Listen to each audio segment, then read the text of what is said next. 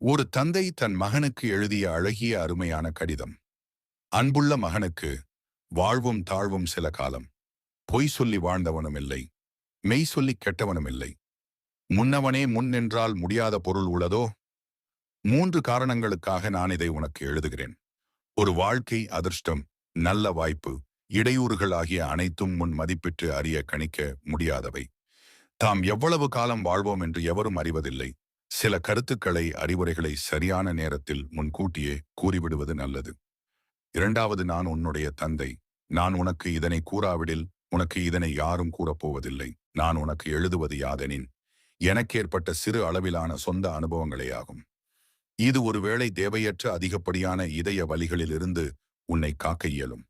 உன்னிடத்தில் நல்லவர்களாக நடந்து கொள்ளாதவரிடம் நீ உன் வன்மத்தை, பொல்லாங்கை காட்டாதே.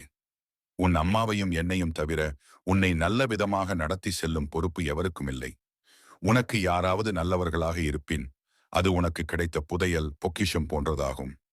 அவர்களுக்கு நீ நன்றியுடையவனாக இரு. மேலும் நீ அவர்களிடத்தில் கவனமாக நடந்து கொள்ளுதல் அவசியம். ஏன் எனில் ஒவ்வொருவரின் அணுகுமுறையும் ஏதேனும் ஒரு நோக்கத்துடனேயே இருக்கிறது. உன்னிடத்தில் ஒரு மனிதன் நல்லவனாக நடந்து கொள்கிறான் என்றால் உன்னை அவன் உண்மையாக நேசிக்கிறான் என்று அர்த்தமில்லை. நீ விழிப்புடன் இருக்க வேண்டும். அவனை நீ ஆய்ந்தறியாமல், மதிப்பிடாமல் உண்மையான் நண்பன் என்று கொள்ளாதே. 2வது, இந்த உலகில் இன்றியமையாதது என்று ஒன்று இல்லை. உனக்கு உடமையானது என்று எதுவும் இந்த உலகில் இல்லை.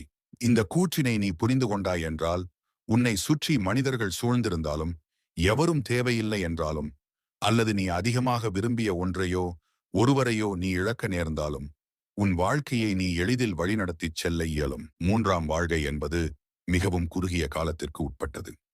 இன்றைய வாழ்க்கையை நீ வீணடித்தாய் என்றால், உன் வாழ்க்கை உன்னை விட்டு சென்று விட்டதை நாளை நீ கண்டுகொள்வாய். வாழ்க்கையின் மதிப்பினை நீ எவ்வளவு விரைவில் உணர்ந்து கொள்கிறாயோ ஓரளவாகிலும் நீ வாழ்வினை அனுபவிப்பாய்.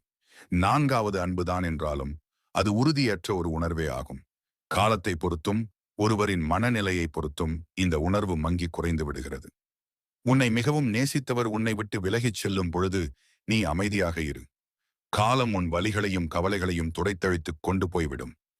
இனிமையான அன்பையும் அழகையும் நீ மிகையாக எண்ணாதே.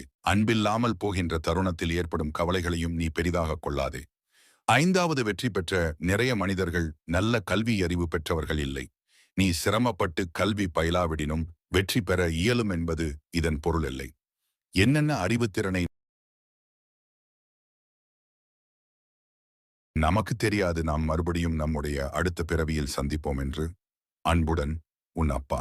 இக்கடிதம்